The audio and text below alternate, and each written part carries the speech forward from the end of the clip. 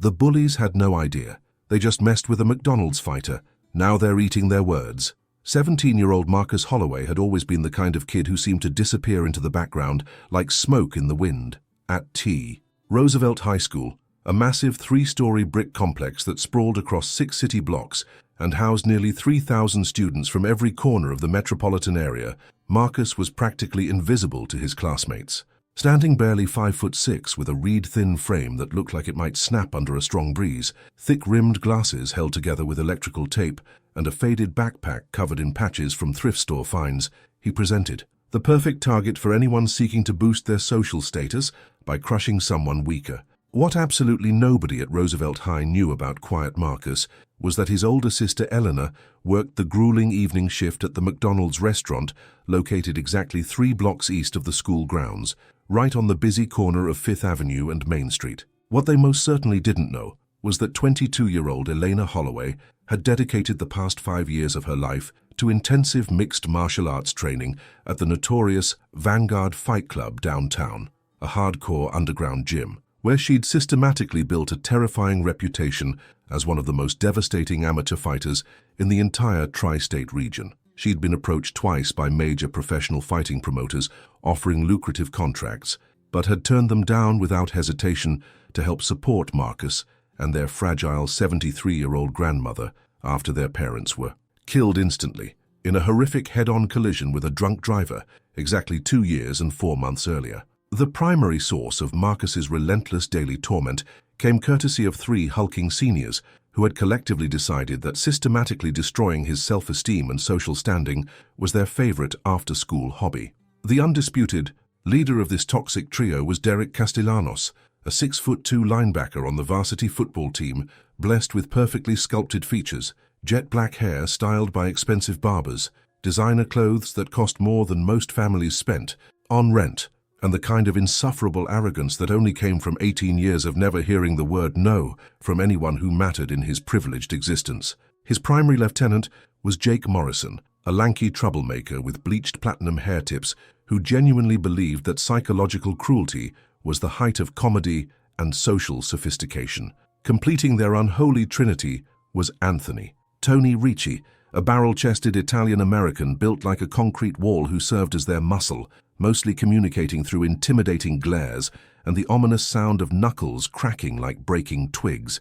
The systematic campaign of harassment had begun 3 months earlier, on a particularly miserable rainy Tuesday morning, when Marcus, rushing to avoid being late for his advanced chemistry class, accidentally collided with Derek in the narrow hallway outside the science wing. The impact caused Derek to spill his $15 artisanal energy drink all over his $300 limited edition sneakers, creating what should have been a minor inconvenience between 2 students.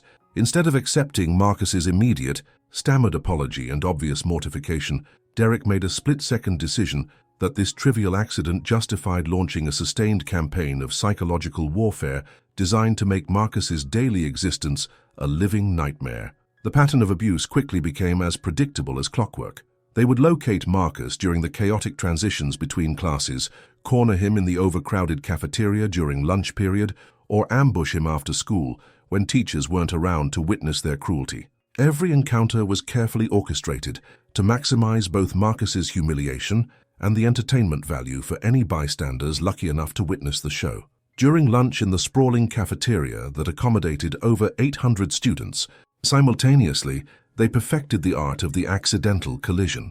Derek would time his approach perfectly, bumping into Marcus just as he balanced his full lunch tray, sending turkey sandwiches, chocolate milk cartons, and apple slices flying in spectacular arcs across the linoleum floor, while 300 witnesses erupted in appreciative laughter that seemed to echo forever off the institutional walls.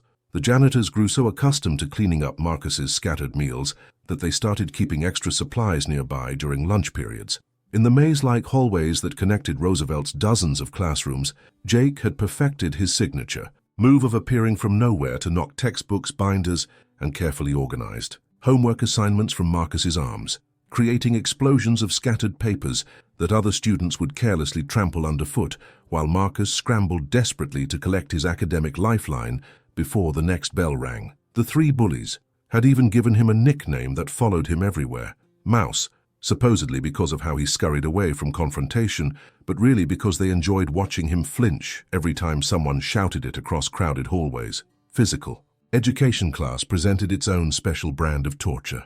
During basketball scrimmages in the echoing gymnasium, when Coach Bradley was distracted by clipboard paperwork or breaking up fights on the other end of the court, Tony would execute perfectly timed accidental collisions that sent Marcus crashing spectacularly to the polished hardwood floor. These weren't gentle bumps, they were calculated body checks that left Marcus gasping for air, while pretending the impact hadn't rattled his teeth and bruised his ribs. Just survive until graduation, Marcus would whisper to himself every morning, while staring at his reflection in the cracked bathroom mirror of their modest apartment. Don't give them ammunition. Don't make it worse. He understood with painful clarity that he possessed the power to end this nightmare with a single phone call to Elena, and he knew exactly what his sister's response would involve. But that knowledge was precisely why he couldn't bring himself to ask for help. Eleanor was already sacrificing everything for their small family, working brutal 70-hour weeks split between McDonald's and her weekend job teaching self-defense classes at a women's gym across town. The last thing she needed was to get arrested for assault charges after doing what Marcus knew she'd absolutely do to 3 high school bullies stupid enough to target her baby brother. The breaking point arrived on a crisp Wednesday afternoon, in mid-October, when autumn leaves crunched underfoot and everyone's breath formed small clouds in the cooling air. Marcus had been walking toward the main exit, backpack slung over one shoulder, and head down in his customary pose of hoping to remain invisible, when Derek, Jake, and Tony materialized near the trophy case in the main hallway, like predators who had been patiently waiting for the perfect moment to strike. A crowd of students immediately began gathering with the supernatural instinct teenagers possess for sensing approaching drama. Cell phones appeared as if by magic, already recording before anything had actually happened, because everyone at Roosevelt knew that when these 4 individuals occupied the same space, entertainment was guaranteed to follow. Well, well, well, if it isn't our favorite little mouse, Derek announced loudly enough for his voice to carry clearly to every corner of the hallway, ensuring maximum audience participation for whatever humiliation he had planned. Jake snickered appreciatively, while Tony cracked his knuckles with sounds like breaking kindling. I've been hearing some very interesting rumors about your pathetic family situation, Mouse. Word around school is that your big sister works at McDonald's flipping burgers for minimum wage. That's pretty embarrassing, even for someone from your obviously low-class background. Marcus felt his stomach plummet toward his shoes, while his face burned with shame and anger. Please just leave my sister out of this, he managed to whisper, though his voice was barely audible over the excited murmuring of the rapidly expanding crowd of onlookers. What did you just say to me, Mouse? Did you actually just try to give me orders? Derek stepped closer, invading Marcus's personal space until the smaller boy could smell his expensive cologne mixed with protein powder. I think maybe it's time someone taught your entire pathetic family about showing proper respect to their betters. Jake pulled out his latest iPhone with practiced ease, angling it for the perfect recording position. Oh man, this is going to be epic. Let's go pay a visit to his sister at work. We can film the whole thing, show everyone at school exactly what the Holloway family is really made of. Maybe we'll order some food and make her serve us while we explain what a loser her little brother is. The crowd pressed closer, energized by the promise of unprecedented drama. Several students were already making plans to follow the action, treating this like the most entertaining reality show Roosevelt had ever produced. Something fundamental shifted deep inside Marcus's chest as he processed what they were planning. For 3 months, he had endured their systematic abuse because he genuinely believed he was protecting Elena by keeping her out of this mess. He had absorbed every humiliation, every accident, every cruel nickname, because he thought his silence was shielding the person he loved most from having to deal with his problems.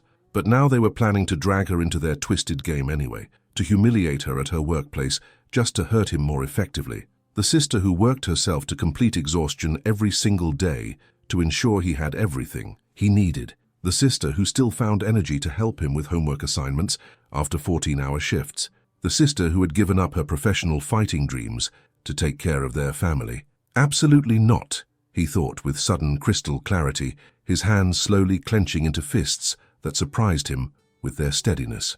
This ends right. Here, right now.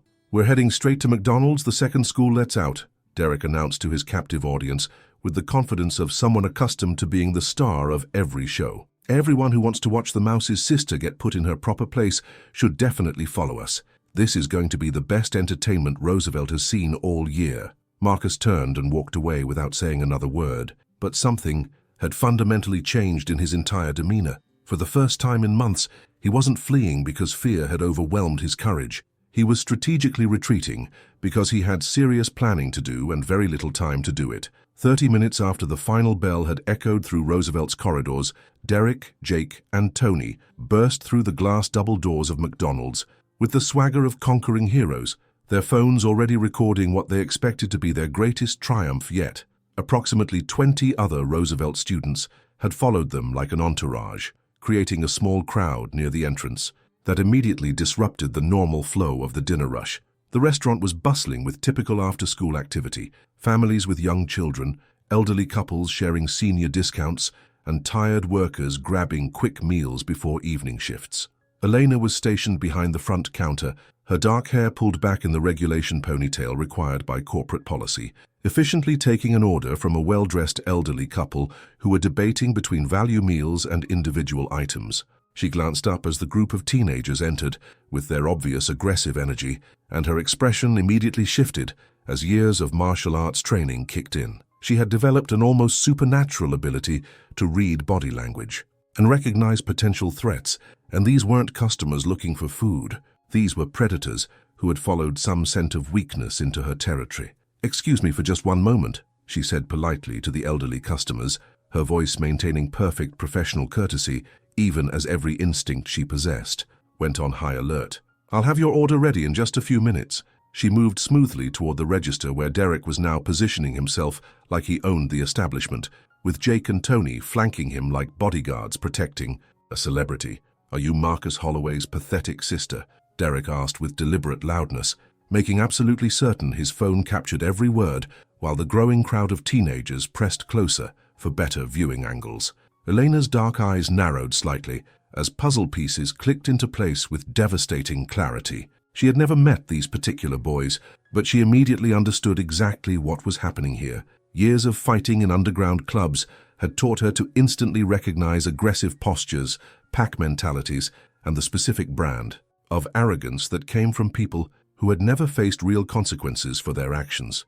These weren't confused customers or rowdy teenagers looking for trouble. These were systematic bullies who had been tormenting her brother and had now made the catastrophic mistake of bringing their campaign directly to her workplace.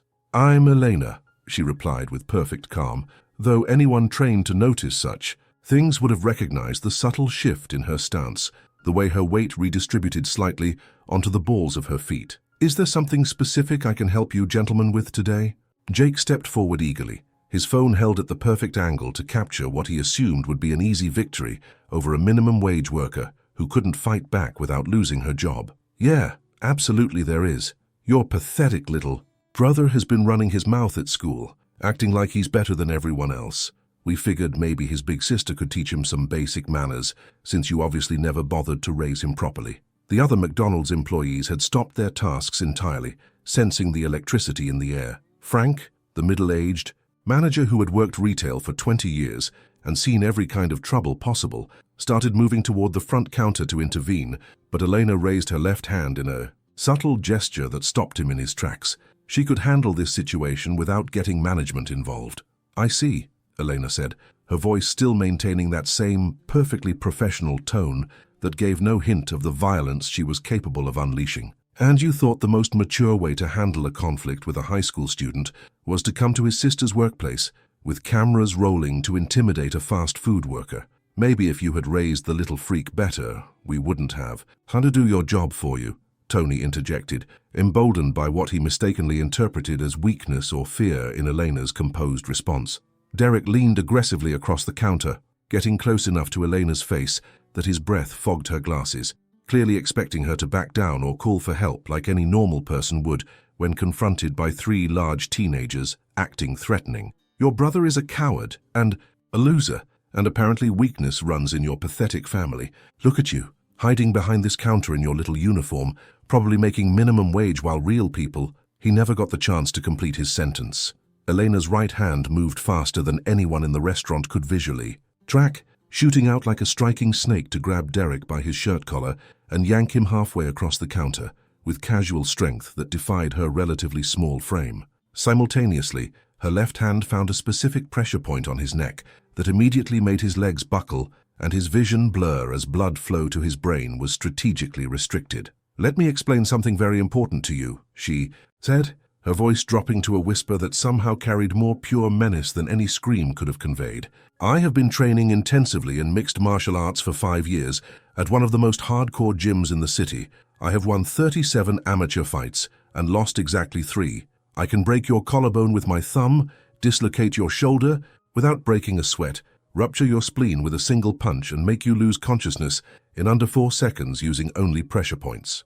Derek's eyes went wide with genuine panic as he realized he couldn't move properly and could barely breathe, while Jake and Tony stepped backward toward the door, suddenly understanding that they had made a catastrophic miscalculation about who they were dealing with. "But more importantly than my fighting credentials," Elena continued, tightening her grip just enough to make Derek's face change color, "Marcus is the single most important person in my entire world. He is kind, intelligent, hardworking, and decent, qualities that clearly don't exist anywhere in your family trees. So here's exactly what's going to happen next." She released Derek abruptly, causing him to stumble backward and nearly collapse to the floor while gasping desperately and rubbing his throat where her fingers had been. The entire restaurant had gone completely silent, except for the soft humming of kitchen equipment and the distant sound of traffic outside. "You are going to delete every single video you just recorded. You are going to walk out of this restaurant quietly and calmly, and you are never going to speak to my brother again. Not in school, not outside school, not anywhere in this city. Because if I discover that you have so much as looked at him wrong, I will track you down personally. And trust me when I tell you that you absolutely do not want that to happen." Jake, who had been holding his phone up to record what he expected to be their greatest triumph, fumbled with the device in his haste to delete the footage, nearly dropping it twice as his hands shook with adrenaline and fear. "We're really sorry," he stammered, his voice cracking like he was going through puberty again. "We honestly didn't know." "You didn't know what exactly? That your actions have real consequences? That the people you torment have families who love them and will protect them?" Elena's voice remained quiet, but there was steel underneath it that could cut glass. "Did you actually think you could terrorize a 17-year-old kid for months and never face any repercussions whatsoever?" Tony was already backing toward the exit, pulling Derek with him as the bigger boy continued struggling to breathe normally. Derek's face had transformed completely from confident to terrified. His earlier swagger evaporated like morning mist. "We'll leave him alone forever," he managed to croak out between gasps. "We're sorry, we won't bother him again." "Sorry is just a word," Elena said, stepping out from behind the counter with fluid grace that made several of the Roosevelt students instinctively step backward. "You humiliated my brother in front of his classmates for 3 solid months. You made him dread going to school every morning. You made his life miserable because you thought tormenting someone weaker than you was entertaining." She took one measured step closer to Derek, who flinched visibly as if she had struck him. "So here are your options. You can either apologize to Marcus publicly tomorrow, in front of the same classmates who watched you torment him for months, or you can deal with me personally after school, and I promise you with complete sincerity that dealing with me will be infinitely worse than swallowing your pride for 5 minutes. Derek nodded frantically, his head bobbing like a dashboard ornament. "Yes, absolutely, we'll apologize publicly, tomorrow morning, in front of everyone at school." "Excellent choice," Eleanor said with a smile that didn't reach her eyes, "because if you don't follow through, I'll be waiting in the parking lot after final bell, and our conversation won't be nearly as polite as this one." The 3 bullies practically sprinted out of McDonald's, followed by most of the Roosevelt students who were already pulling out their phones to spread the word about what had just transpired. Several customers throughout the restaurant burst into spontaneous applause, and Frank approached Elena with the biggest grin she had ever seen on his normally serious face. "That," he said with obvious admiration, "was the most professional way I have ever witnessed anyone handle troublemakers in 20 years of retail management. You didn't curse, you didn't throw a single punch, and you had them out of here in under 5 minutes while making it crystal clear that they never want to come back." Elena straightened her uniform and returned to her position behind the counter, her hands completely steady as if nothing unusual had happened. "Just protecting family," she said simply, then turned back to the elderly couple who had been patiently waiting. "Now, where were we with your order?" The next morning at Roosevelt High School felt different from the moment Marcus walked through the main entrance. Students who had never acknowledged his existence were nodding respectfully in the hallways, and several actually said good morning with what seemed like genuine friendliness. By lunch period, it was obvious that word had spread throughout the entire school about what had transpired at McDonald's the previous afternoon, with the story growing more dramatic in each retelling. Derek, Jake, and Tony were conspicuously absent from their usual haunts until sixth period, when they appeared in the main hallway, where Marcus was walking to his locker after advanced chemistry. But instead of their customary aggressive posturing and predatory swagger, they looked thoroughly defeated and deeply embarrassed. A crowd had already begun gathering with that same supernatural teenage instinct for drama, somehow sensing that something significant was about to occur. Derek stepped forward with his face burning red with humiliation, but his voice was clear enough for everyone in the hallway to hear distinctly. "Marcus, we owe you a serious apology. We have been treating you terribly for months, and none of it was justified or acceptable. We are genuinely sorry for everything we put you through." Jake and Tony mumbled their own apologies while staring at their shoes, unable to meet Marcus's eyes or those of the dozens of students who were watching and recording everything on their phones for posterity. Marcus looked at the three boys who had systematically made his life miserable for an entire quarter of the school year. He could see genuine fear in their eyes now, the complete understanding that they had crossed a line they could never uncross and encountered consequences they had never imagined possible. For a brief moment, he felt the temptation to twist the knife, to humiliate them as thoroughly as they had humiliated him. Instead, he simply nodded with quiet dignity. "I accept your apology," he said calmly. "Just make sure this never happens again to me or anyone else." The crowd began to disperse, but Marcus could feel the fundamental change in how people looked at him and treated him. He wasn't invisible anymore. He wasn't the mouse. He was the kid whose sister had faced down 3 bullies without breaking a sweat, who had family that would go to war for him without hesitation. That afternoon, as Marcus walked out of Roosevelt's main entrance feeling lighter than he had in months, he found Elena waiting for him in the parking lot, still wearing her McDonald's uniform since she had to return for the evening shift. "So," she said with a slight smile, falling into step beside him, "how was your day at school today?" Marcus grinned, really and truly smiled, for the first time since this whole nightmare had begun. "Pretty good, actually, though I heard McDonald's was much more interesting yesterday evening." Elena laughed with genuine amusement. "Just another normal day at work. Some customers got a little rowdy, so I had to remind them about proper restaurant etiquette and basic human decency." They walked in comfortable silence for several blocks before Marcus spoke again. "Elena, thank you for everything, for working so hard to take care of us, for sacrificing your dreams for yesterday." She wrapped her arm around his shoulders. "That's what family does, Marcus. We protect each other, no matter what, always and forever." As they reached the corner where Elena would turn toward McDonald's and Marcus would continue home, she stopped and looked at him with complete seriousness. "But Marcus, if anything like this ever happens again with anyone, you tell me immediately. Don't try to handle it alone to protect me. We're a team in this life and teams work together, understand?" Marcus nodded, understanding that something had shifted in their relationship. He wasn't just her little brother to be protected anymore. He was her partner in navigating whatever challenges life decided to throw at them. The weeks that followed at Roosevelt High were different for Marcus in ways both obvious and subtle. Derek, Jake, and Tony maintained a respectful distance, but more importantly, other students began treating him with genuine respect that had nothing to do with fear of his sister. They had witnessed him handle his